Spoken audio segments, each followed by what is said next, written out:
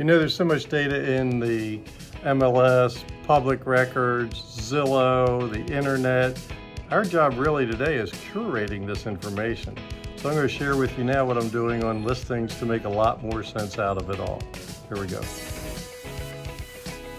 Okay, so the first thing we include is the exclusive right to sell listing agreements. There's 3 of them because there's a husband, a wife, and also myself. Also the CIS documents, lead-based paint, any other disclosures are in here.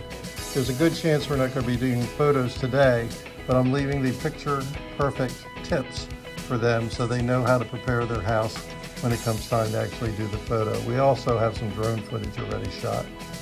This particular form I created because our MLS does not provide for the room sizes like it used to, or at least there's not a form readily available, I should say.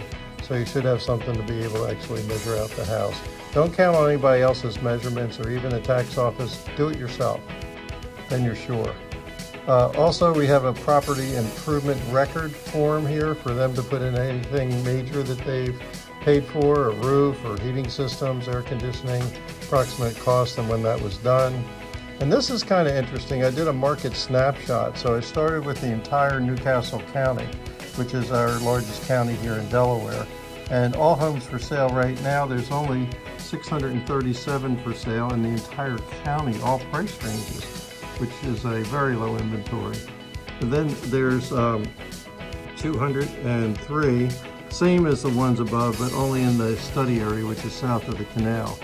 Then 154 are the detached single families.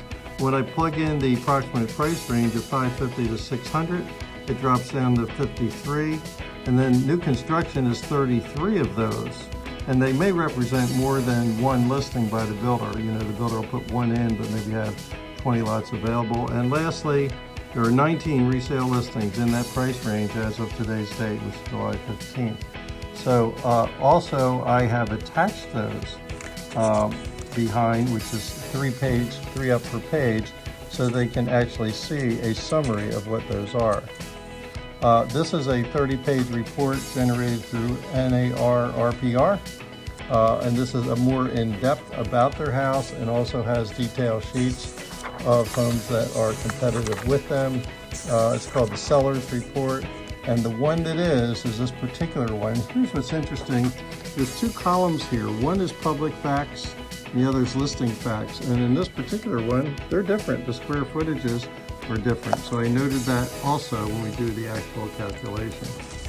And then I pulled that from the MLS, so we have the full sheet on that particular listing.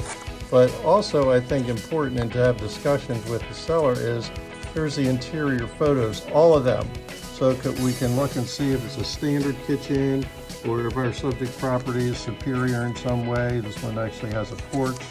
We do 2, and there's some aerial shots as well. All this goes in our handy dandy little folder, which has statements on the front from past customers that like what we do. We have that there and a couple photos, a couple pockets inside, and that's how we present things here at Delaware Homes. That's Andrea. She's also CRS, my daughter, and she's my business partner. She'll be covering why I am away next week. So that's what we do right now when we go out on a listing.